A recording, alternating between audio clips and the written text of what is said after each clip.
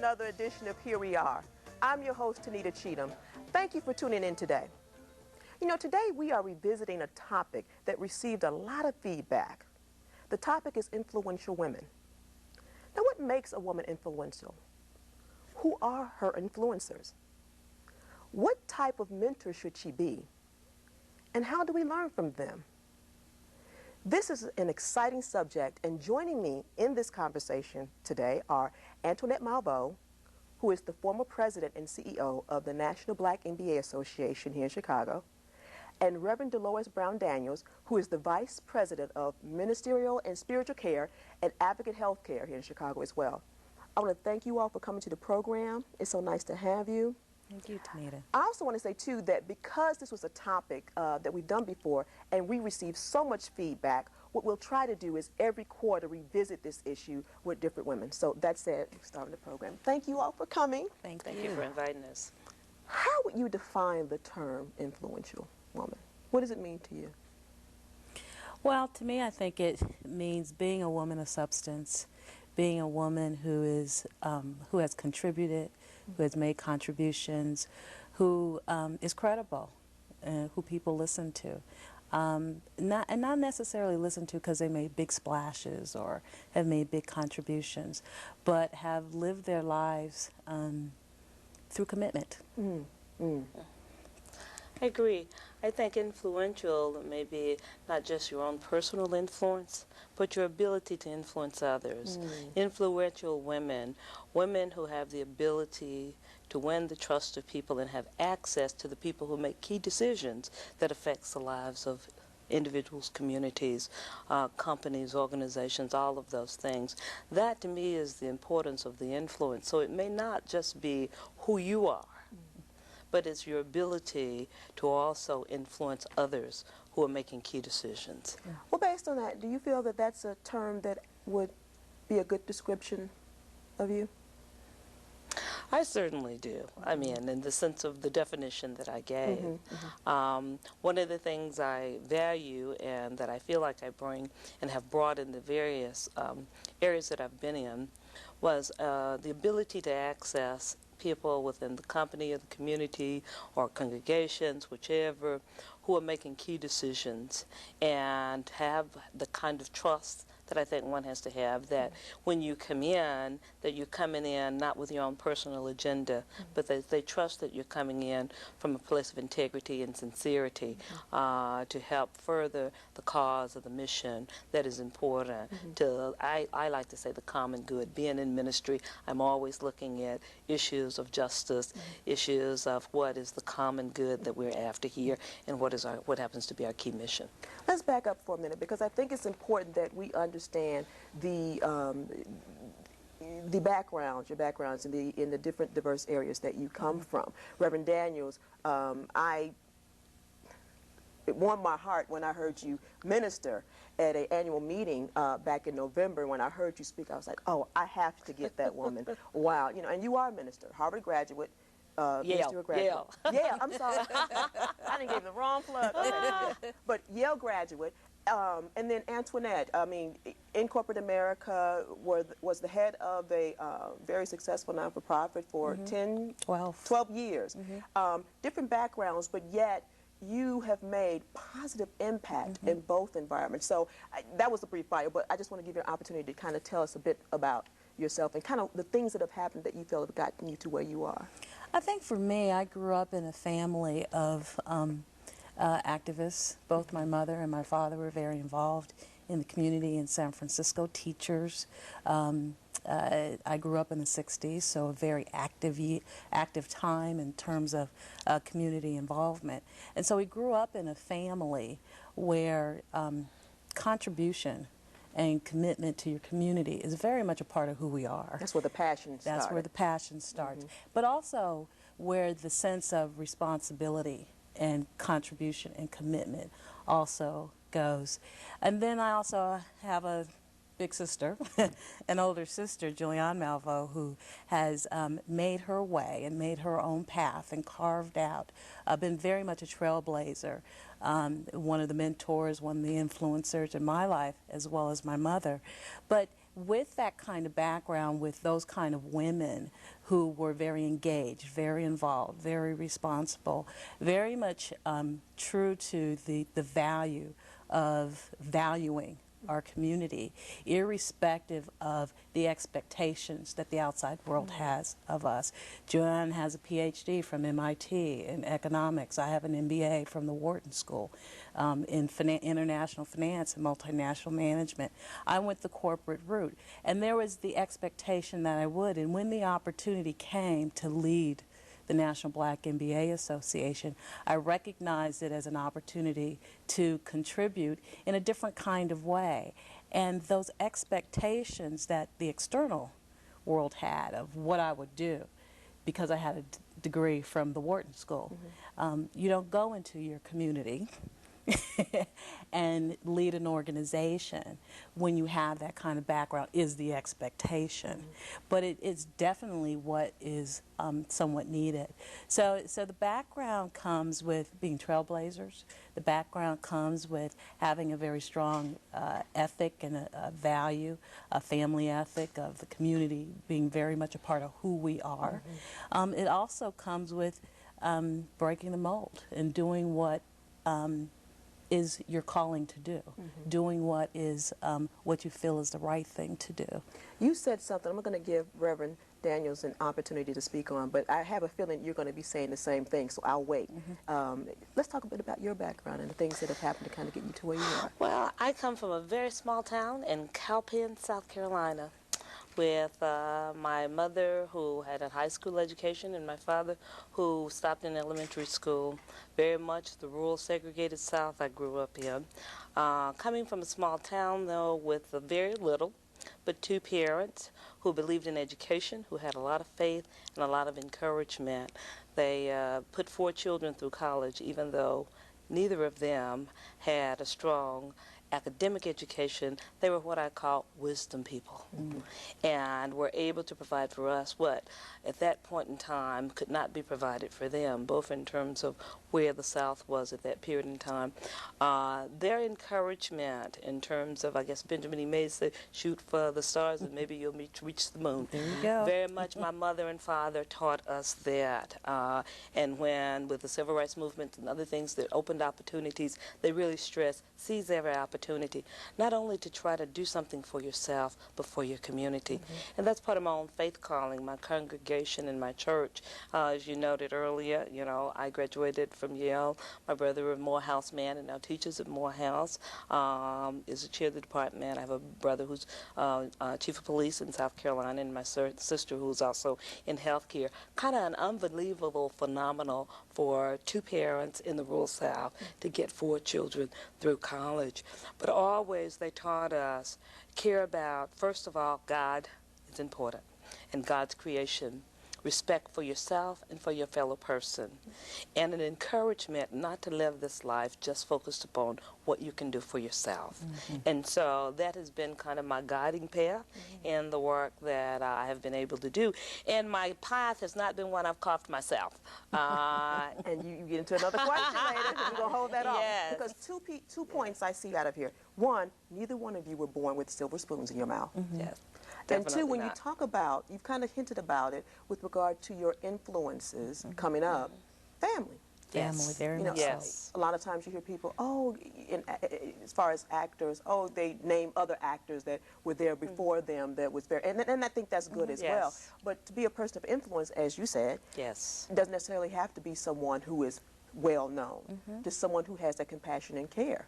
Absolutely. Yeah. My mother is, in my eyes, the most important person in my life, because she was a woman of integrity.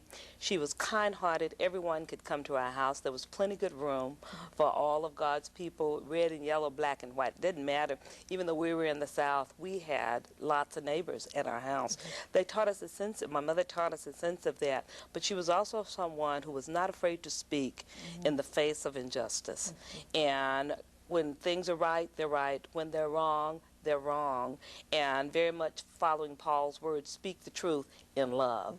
And really encouraged a sense of whatever you do and you move forward, don't be afraid to move forward, to work for the right thing, to speak for the right thing. Is that what you try to pass on to people, or is that the message you give to people who, I think about people that are watching this program who may be what they would consider down on their luck. It could be a single mother of two. It could be a father or a man who's trying to find his way, that kind of thing. When you hear stuff like that, are those the kind of things that you try to pass on, or you try to, at least through your life, show?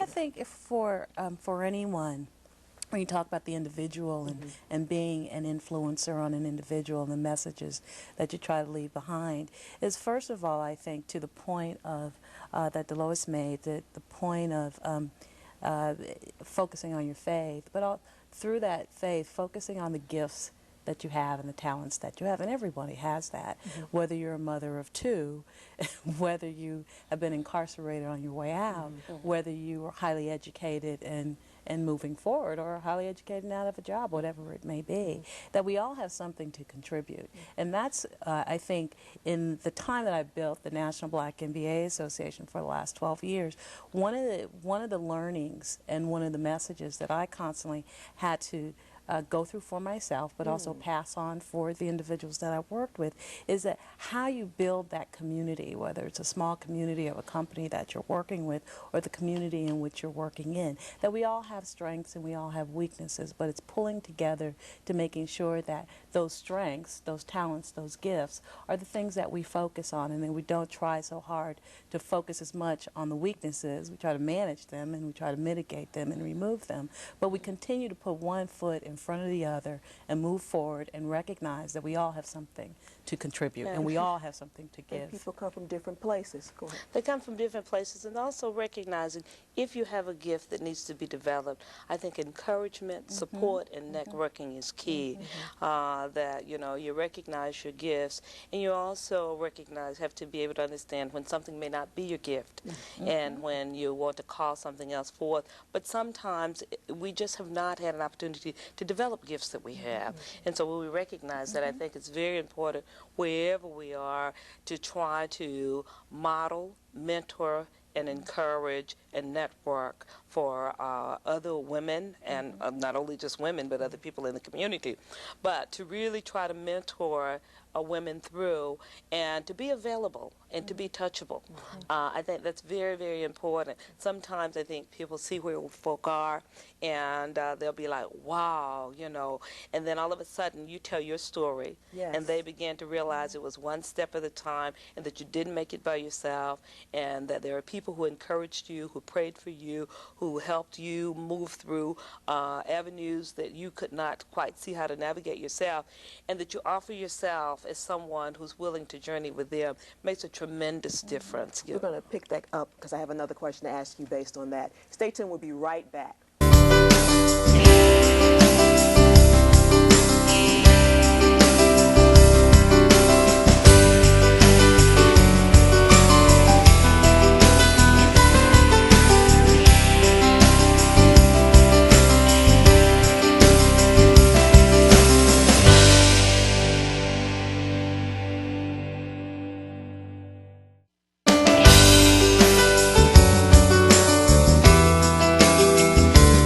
Welcome back. This is Here We Are, and I'm your host, Tonita Cheatham. And today we are revisiting the topic of influential women.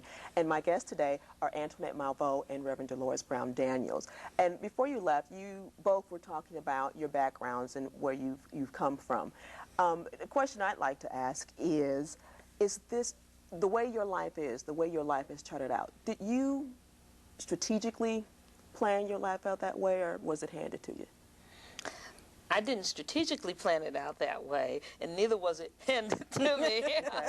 I'm trying to get to a certain certain direction with that. Exactly. No, you know, I certainly knew I wanted to be in a profession of helping others. You know, ministry was certainly something that 5 years ago, 10 years ago, 20 years ago, I would not have chosen for myself. But, you know, began to realize as I went to seminary and was working on a social work degree that this was an area that I was going into. However, all the career moves that I've made, whether being VP of Community Ministry for Advocate Health Care, or Vice President of Mission and Spiritual Care now at Advocate Delois Medical Center, half of the jobs that I have been into, careers I have been into, were not ones that I chose or had a career path for. They are ones that chose me.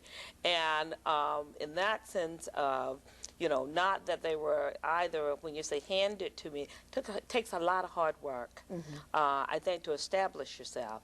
It takes not only your working, but you're reviewing your work. It takes at points trying to decide, is this where I need to be? And doing some honest assessment and evaluation, which sometimes can be scary if you don't know, well, if this is not what I want to do. But it helps you where grow. will I go? But it absolutely helps you grow. I have been in what I call my wilderness experience, you know, in the work world, you know, as you're working, looking at your vocation. And I always say that wilderness experience, even at the moment, you don't know why you're having some of the challenges that you are. You look back and you realize it prepared you for the next move you're going to make. It has for me. But there have certainly been challenges along the way in terms of, you know, just looking at, are you equipped to do the job that you're wanting to do fully? Always wondering. Often I'm in a work setting where there are not a lot of minorities in leadership. You know, we encourage, you know, grooming and trying to have more in those positions within our organization, and we take it seriously and are trying to continue to look. But you're always challenged with, you know, others at times, you know, wondering whether you're there because of affirmative action and quotas. And, you know, you then have to help people understand, no, I'm here because I'm prepared. And it usually doesn't take very long for you to be there to make that happen. However, those are challenging moments when you're in the midst of sort of having to walk through that terrain before you get to really be able to go ahead and do your job. Well, see, you've been looking on my paper, because one of the questions I wanted to ask was, you know, what do you say to women, particularly minority women, African American or Hispanic women, that say, well, I can't get ahead because of racism and sexism? Well, racism and sexism are realities, and I think, first of all, it's you have to accept the environment in which you believe that racism or sexism is occurring. But you also have to look at the environment, you have to look at yourself and how you function with that environment. I mean, if you feel that you're dealing with, you know, some overt or even covert racism or sexism issues that are really having an impact on how you're moving forward, well, there are remedies, and you have to pursue those remedies. But I don't think that we as African Americans and African American women can say that we fail because we don't have those options, I don't believe, to give into that. If you're in an environment that has those issues that you're dealing with, then you confront them, you deal with them, you work within the system, you work outside of the system to address that. Or you remove yourself from that environment and move on and go and deal with something else. But if you accept failure, then that is your choice. That is the choice that you're making. You don't have to fail. And for us, I don't think failure is an option. And that's always been a slogan in our family. It's always been a slogan in our youth. Failure is not an option. I think what you said is very important, of recognizing when you may need to remove yourself out of the environment. I agree wholeheartedly. Racism and sexism we have with us always. In a sense, that's a given no matter which environment you go, whatever environment you go in. It will either be there covertly or overtly.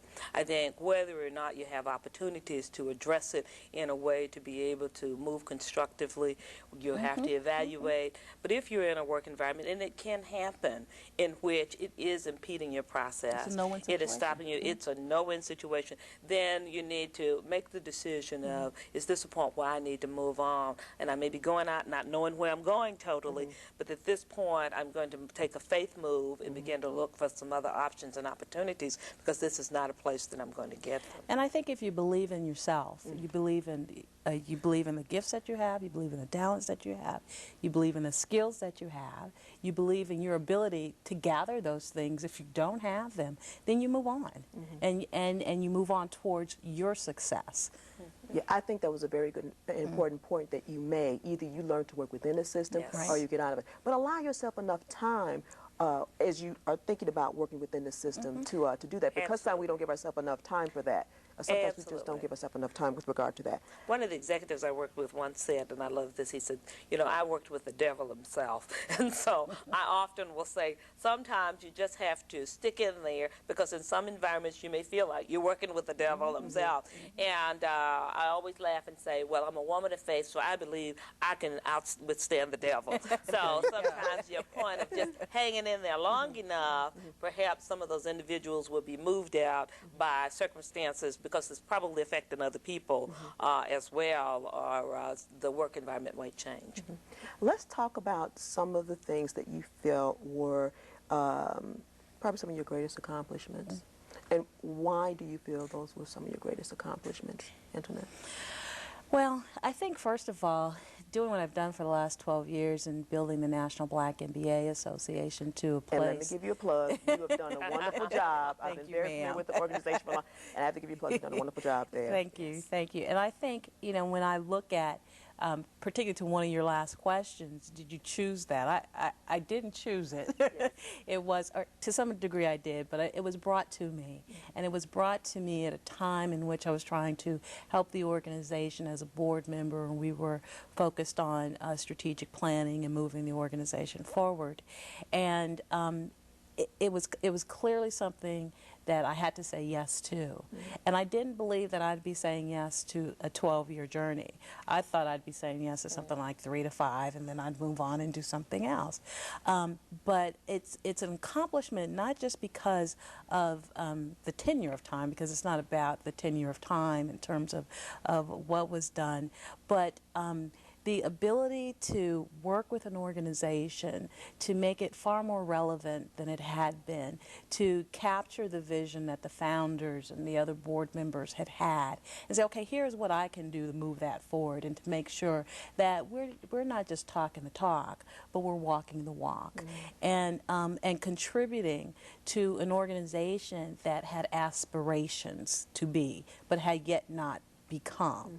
And so I look at that as an accomplishment because of the ability not only to contribute, but my ability to grow through the process. I myself have grown tremendously in terms of what I have learned, in terms of what I have been able to do in building teams and amassing volunteers, building a conference that is the largest in the nation for African American professionals. Nice conferences. The National Black MBA Association Conference. Nice conference. Thank you. Yes. Yeah. And 15,000 people. That was never anything that, if I had to say this is what I wanted to do, I would have come up with that. And I believe in the Lord putting us where we're supposed to be when we're supposed to be there. So maybe it's His accomplishment as opposed to mine. And you're the best. I understand.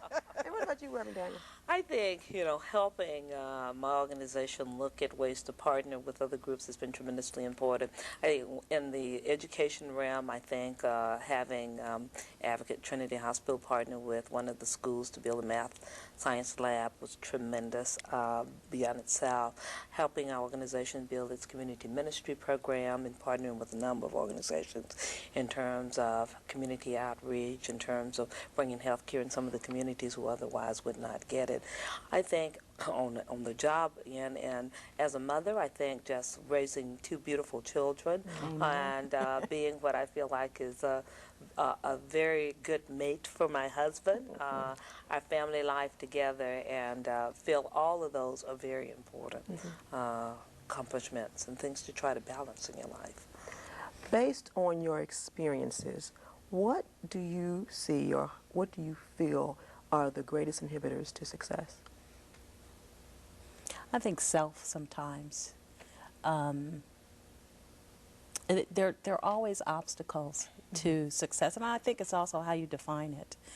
That's also a question. I mean, I'd have to defer to Delois on the success factor in terms of being able to contribute and move your organization forward, but also have that balance in your life. I find that to be tremendously successful in terms of my definition, but I know that in terms of what I've had to do, I've had to pour all of myself, or I chose to pour all of myself. So the balance isn't quite there, and the balance is totally for myself and for my own perspective, out of sync. So I find those to be some of the inhibitors in terms of success. How do you, bring to your own life, the things that you believe that you need in your life to make sure that whether it's not sacrificing your family for your job, or not sacrificing your job for your family. But that is and I'm sorry, I want to throw this in, but we kind of talked about this beforehand. When people are very passionate about what they do, particularly their craft or their families, things of that nature, that's what we do. We become vested, in something, and that's what we do. And for you, that was, that's okay, To a point. I got you. To a point. There is learning in that.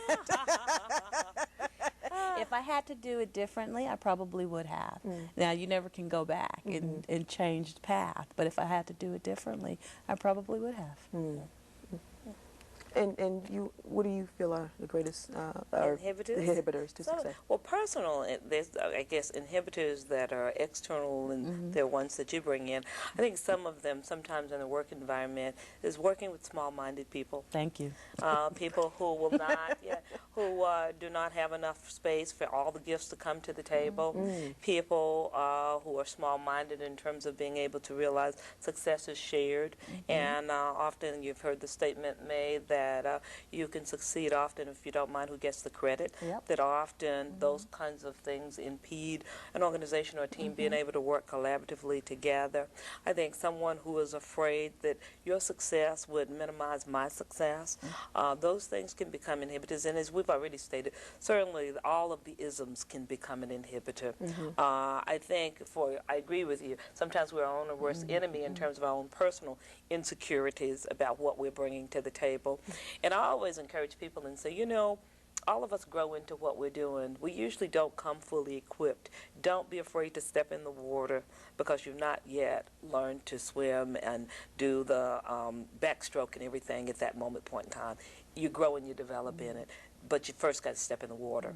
And so sometimes our own inhibitors are being comfortable with what's safe and not being willing to move out of our comfort zone, to really challenge ourselves, to continue to grow, continue to learn from others, not being afraid to ask for help.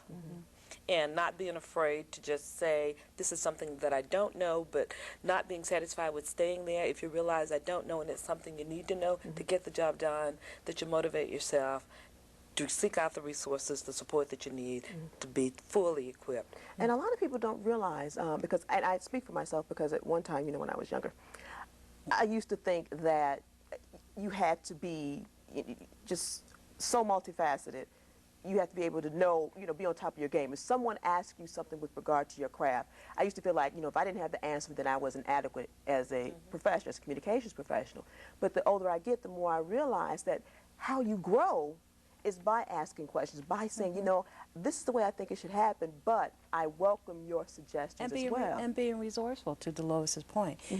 Being open, but also being aware that you sometimes have to reach out to others to find those answers. I think when you look at success and you look at how you define it, you have to understand that you can't do it by yourself, and you do nothing by yourself, and you are only as strong as your weakest link. And if you understand that, and if you accept that, then and you decide that you want to be successful, then you open yourself up to whomever can bring the talents, the gifts, the answers, the resources to you, as long as they bring it to you in a positive fashion and with integrity.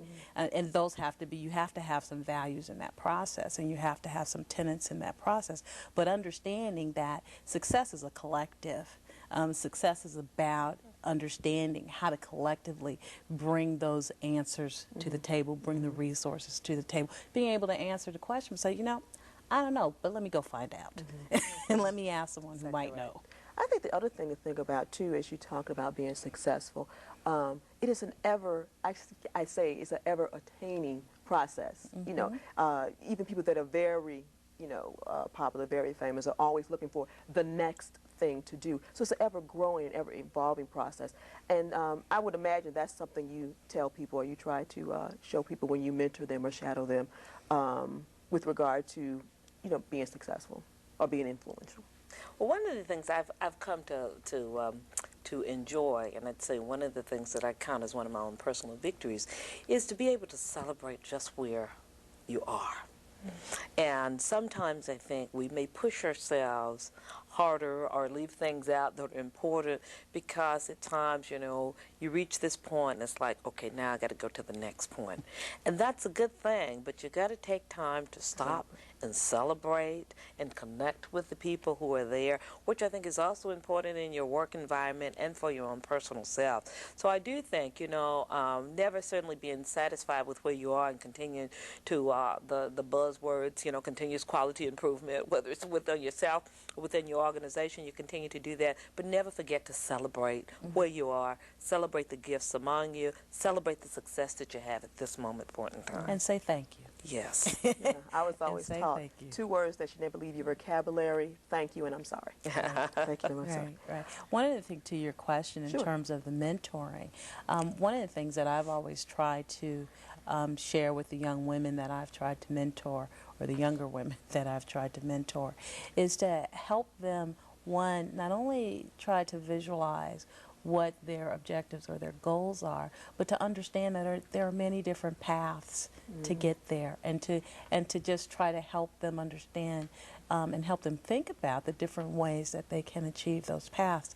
I think one of the things that I find to be the most challenging in dialogue with individuals about where they are in life is, oh, you know, I'm not where I should be, or you know, I'm 40, or I'm 39, or I'm 25, or whatever it is, and I'm not doing as much as I should be doing by this point in time. And I think, to Delois's point, I think you always have to be able to know that you've started at a place and you grow, and you move forward and you grow. And you have to be able to be thankful and celebrate that you have grown. And if you're not growing, then you got an issue. That's right. But if you are moving forward, and if you are growing, then you are accomplishing the things that you need to be accomplishing. We have a few minutes before we close up, but 2 quick questions I wanted to get in, and I'll ask them both, and then I'll give you all a chance to answer.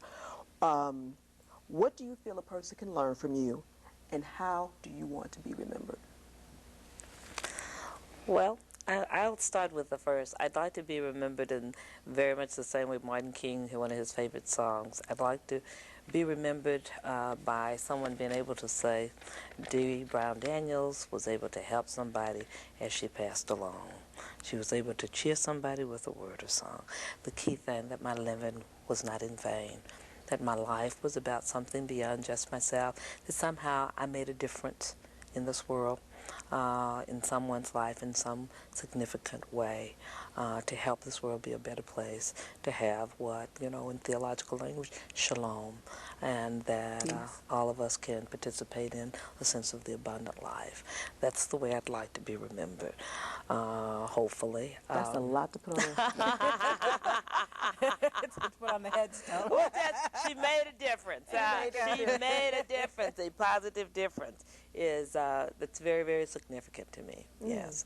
I think for me it would be similar, that I made a difference, but that I was always utilizing my gifts and giving them back. So when a person says, now I know what I think of when I think about both of you, but what would you like, you know, if someone to say, oh, Reverend Delois Brown Daniels, what would you want them to say? Just kind of succinctly. Well, I think one word, I think they'd say, she's a motivator. She's an encourager. She's a compassionate person. She's a person of justice. She's a person of integrity. She speaks truth. She's not afraid to hear truth. Now that's more than one word. Oh, only one word. Phenomenal woman. Phenomenal. Thank you, words. I love it. I love Thank it. you both for coming to the program. Thank you. Stay tuned. We'll be right back with a commentary from Veronica Anderson. Thank you. High school guidance counseling is about getting personal, so I'll begin by doing so myself. When I was in high school, I visited my guidance counselor 3 times in 4 years. The first time was mandatory. All freshmen were pulled out of class for a brief question and answer session. I don't remember what we talked about. The second time, I was a senior and needed my counselor to write a recommendation for my college application. My third visit was shortly after that, when I complained to the department chair about the mediocre reference that my counselor had written. The chair didn't know me, but told me she would fix it after taking note of my strong academic record. I can only wonder what my counselor was thinking.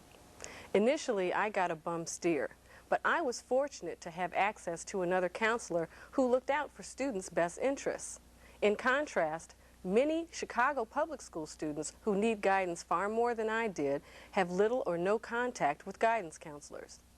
In terms of sheer numbers, guidance counselors are waging a losing battle. The school board pays for only one counselor for every 360 high school students. That's a sure formula for anonymity. Several years ago, the district attempted to rectify the situation by requiring every high school to create an advisory period. Teachers would be able to meet regularly with small groups of students, and the thinking was if kids felt teachers and other adults in the school knew them better and cared what happened to them, they would do better in class. But that's not what happened.